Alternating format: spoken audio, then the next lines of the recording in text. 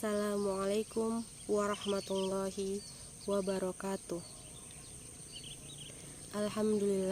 Alhamdulillahirabbil alamin. Assalatu wassalamu ala asyrafil anbiya'i wal mursalin wa ala alihi wa sahbihi ajma'in. Amma ba'du. Pertama-tama dan yang paling utama, marilah kita panjatkan puji syukur kehadirat Allah Subhanahu wa taala yang telah memberikan kita beribu-ribu nikmat, berupa nikmat iman dan nikmat Islam.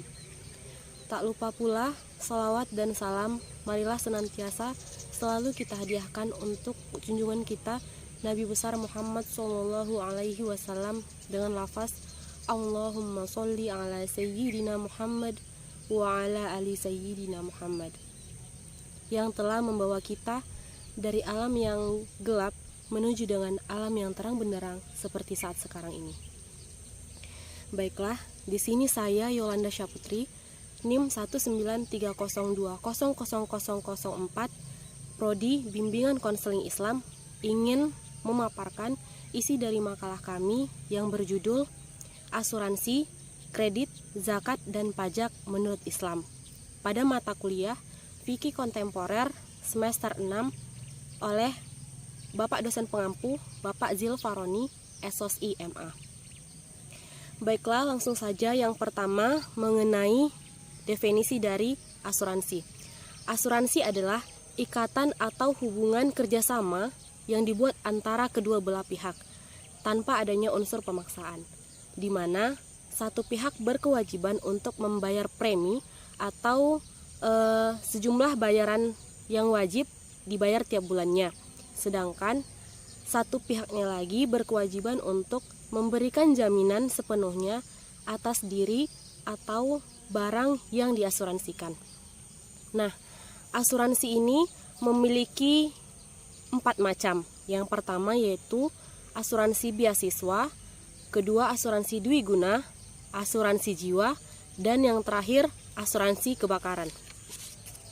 Asuransi ini juga ada dalilnya di dalam Al-Quran, yaitu Al-Quran surah Al-Ma'idah ayat 2 yang berbunyi wa ta'awanu 'alal birri wat taqwa wa la ta'awanu 'alal ismi wal 'udwan wattaqullaha innallaha syadidul 'iqab, yang artinya tolong menolonglah kamu dan dalam mengerjakan kebaikan dan takwa, dan jangan tolong menolong dalam berbuat dosa dan pelanggaran, dan bertakwalah kamu kepada Allah, sesungguhnya Allah amat berat siksanya.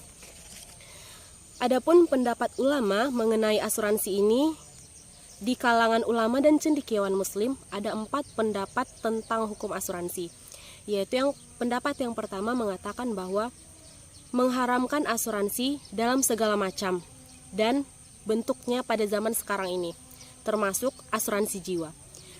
Kemudian pendapat kedua mengatakan bahwa membolehkan semua asuransi dalam prakteknya pada zaman sekarang ini. Pendapat yang ketiga mengatakan bahwa boleh asuransi dilakukan yang bersifat sosial, dan haram dilakukan asuransi apabila asuransi itu bersifat semata-mata hanya untuk komersial atau untuk mendapatkan keuntungan semata saja. Kemudian pendapat yang terakhir yaitu menganggap bahwa asuransi itu syubhat atau belum jelas antara kebolehan atau keharamannya. Adapun hukum asuransi dalam Islam, yaitu asuransi konvensional hukumnya haram karena mengandung unsur riba, judi, gharar atau yang sejenisnya. Sedangkan hukum asuransi syariah yaitu halal sesuai dengan Al-Quran tadi, yang salah satunya terdapat dalam Quran surah Al-Ma'idah ayat 2 tadi, dan fatwa MUI yang mengatakan boleh dilakukan asuransi asalkan benar-benar dijalankan sesuai dengan prinsip syariah. Kemudian yang kedua, kredit. Kredit dalam Islam disebut dengan pembiayaan. Menurut Thomas Yatno, kredit adalah penyediaan uang atau tagihan-tagihan yang dapat disamakan dengan itu berdasarkan persetujuan pinjam-meminjam antara bank dan lain pihak dalam hal peminjam berkewajiban untuk mengembalikan sejumlah uang yang dipinjam beserta bunganya sesuai dengan kesepakatan yang telah disepakati bersama. Adapun macam-macam kredit ini ada dua, yaitu yang pertama kredit konsumtif dan kredit produktif. Kredit konsumtif ini yaitu apabila peminjam meminjam dana untuk digunakan sebagai biaya konsumsi atau pangan. Sedangkan kredit produktif ini apabila peminjam meminjam dana tersebut untuk kebutuhan produksi atau sebagai dana atau modal usaha. Adapun dalil yang di dalam Al-Quran tentang kredit yaitu terdapat dalam Quran surah Al-Baqarah ayat 275 yang berbunyi wa ahalallahul bai'a wa harramar riba, yang artinya dan Allah menghalalkan jual beli dan mengharamkan riba. Adapun pendapat ulama tentang kredit yaitu diantaranya yang pertama, jumhur ahli fikih seperti pada mazhab Syafi'i, Hanafi, Zaid bin Ali, dan Muayyid billahi berpendapat bahwa jual beli yang pembayarannya ditangguhkan dan ada penambahan harga untuk pihak penjual karena penangguhan tersebut adalah sah. Menurut mereka penangguhan itu dianggap sebagai harga. Mereka melihat kepada dalil umum yang membolehkan adanya kredit tersebut. Kemudian pendapat yang kedua, dikatakan bahwa sebagian fuqaha mengharamkan dengan alasan bahwa penambahan harga itu berkaitan dengan masalah waktu dan hal itu sama dengan riba. Itu adalah penjelasan dari Yusuf Qardawi dalam kitabnya Al-Halal wa Al-Haram.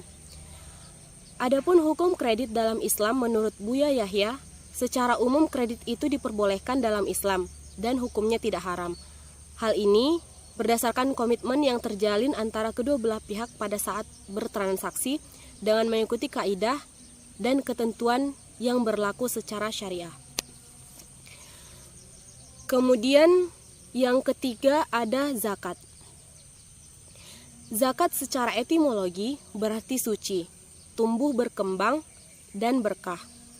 Adapun secara terminologi, zakat adalah sebahagian atau kadar harta tertentu yang memenuhi syarat minimal dalam rentang waktu 1 tahun yang diberikan kepada yang berhak menerimanya atau yang disebut sebagai mustahik dengan syarat tertentu. Nah, apabila seseorang telah menunaikan zakat ini, maka ia telah membersihkan dirinya, jiwanya, juga hartanya. Ada 5 macam harta yang sudah disepakati untuk dikeluarkan zakatnya, yaitu yang pertama ada uang, emas atau perak yang disebut dengan nuqud.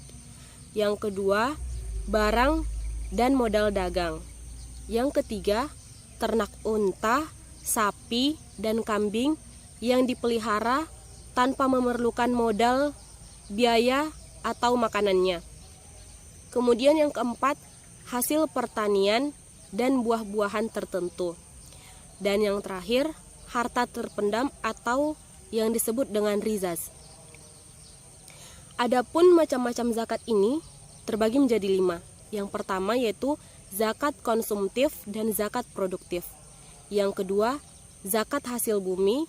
Yang ketiga, zakat gaji. Yang keempat, zakat saham. Dan yang terakhir yaitu zakat obligasi. Adapun dalil di dalam Al-Quran yang membahas tentang zakat ini terdapat di dalam Quran surah An-Nur ayat 56 yang berbunyi wa aqimus shalah wa atuz zakat wa atiur rasul la'allakum turhamun, yang artinya dan laksanakanlah sholat, tunaikanlah zakat dan taatlah kepada Rasul atau Muhammad agar kamu diberi rahmat. Adapun pendapat ulama tentang zakat yaitu yang pertama, fatwa Syekh Mahmud Shaltut mengatakan bahwa zakat adalah kewajiban kepada Allah, sedangkan pajak adalah kewajiban kepada negara atau pemerintah. Kemudian yang kedua, pendapat Syekh Abu Zahrah mengatakan bahwa zakat adalah kewajiban dari Allah dan tidak mungkin dihapuskan oleh hambanya. zakat tetap dipungut sepanjang zaman, dan pemanfaatannya disalurkan untuk fisabilillah atau di jalan Allah. Adapun hukum zakat dalam Islam yaitu wajib. Seperti yang kita ketahui bersama, zakat wajib sesuai dengan yang terdapat di dalam rukun Islam yang keempat. Kemudian yang terakhir yaitu pajak. Di dalam ensiklopedia yang dikutip oleh Hasan dikatakan bahwa pajak adalah suatu pembayaran yang dilakukan kepada pemerintah untuk membiayai pengeluaran-pengeluaran yang dilakukan dalam hal penyelenggaraan jasa-jasa dan untuk kepentingan umum. Dalam Islam, sistem ekonomi kapital dan sosialis, pajak diperbolehkan karena adanya kondisi tertentu dan syarat tertentu. Seperti misalnya harus adil, merata, dan tentunya tidak boleh membebani rakyat. Pajak juga diperbolehkan setelah ditunaikannya zakat. Namun, kewajiban pajak perlu kita ketahui bersama bukan karena adanya harta, tetapi karena adanya kebutuhan yang mendesak. Adapun macam-macam pajak ada 3, yaitu yang pertama, zizyah. Zizyah ini adalah pajak untuk kalangan non-muslim. Zizyah ini terbagi menjadi 2, yaitu yang pertama, zizyah yang dilaksanakan berdasarkan persetujuan antara kedua belah pihak, dan zizyah yang wajib dibayar atau secara paksa. Kemudian yang kedua ada kharaj, yaitu pajak pada tanah, terutama ini dilakukan oleh kekuasaan yang bersenjata. Kemudian yang terakhir ada usyr. Pajak ini adalah pajak perdagangan atau disebut dengan bea cukai, seperti ekspor impor. Adapun dalil di dalam Al-Quran yang mengatur atau yang membahas tentang pajak yaitu terdapat pada Quran Surah Nisa ayat 29 yang berbunyi, Ya ayyuhalladzina amanu la ta'kulu amwalakum bainakum bil batil, yang artinya, wahai orang-orang yang beriman, janganlah kamu saling memakan harta sesamamu dengan cara yang batil. Sedangkan pendapat ulama yang membahas tentang pajak yaitu ada 2. Ada ulama yang mengatakan bahwa pajak itu boleh, dan ada pula ulama yang mengatakan bahwa pajak itu tidak boleh. Adapun ulama yang mengatakan pajak itu boleh dilakukan yaitu dikatakan oleh Margi Ghani dalam kitabnya Al-Hidayah, yang berpendapat bahwa jika sumber-sumber negara tidak mencukupi, negara harus menghimpun dana dari rakyat untuk memenuhi kepentingan umum. Jika manfaat itu memang dinikmati oleh rakyat, maka rakyat memiliki kewajiban untuk membayar ongkosnya. Sedangkan ulama yang mengatakan bahwa pajak itu haram, yaitu Dr. Hasan Turobi dari Sudan, dalam bukunya yang berjudul Participle of Governance, Freedom and Responsibility in Islam, di mana Dr. Hasan Turobi ini mengatakan bahwa para fuqaha khawatir jika diperbolehkannya menarik pajak atau memungut pajak akan disalahgunakan dan menjadi suatu alat penindasan bagi rakyat nantinya. Oleh karenanya, ia mengatakan bahwa melakukan pemungutan pajak itu haram. Adapun hukum pajak di dalam Islam juga ada 2 pandangan, yaitu yang pertama, menyetujui adanya pajak, dan yang kedua, memandang bahwa pajak itu adalah suatu tindakan penindasan atau tindakan kezoliman, dan hal itu tentunya haram dilakukan di dalam Islam. Adapun contoh kasus dari asuransi, bisa kita lihat pada belakangan ini muncul terobosan Tokopedia yang menawarkan adanya layanan asuransi COVID-19 dengan premi yang terjangkau yang diberi dengan nama proteksi COVID-19.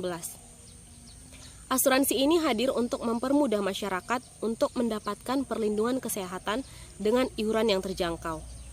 Nah, adapun hikmah yang kita dapatkan dari kasus tersebut yaitu dengan adanya asuransi, apalagi dengan premi yang terjangkau atau pembayaran yang terjangkau, terutama bagi masyarakat golongan menengah ke bawah, akan memudahkan masyarakat untuk mendapatkan layanan kesehatan di tengah pandemi COVID-19 ini.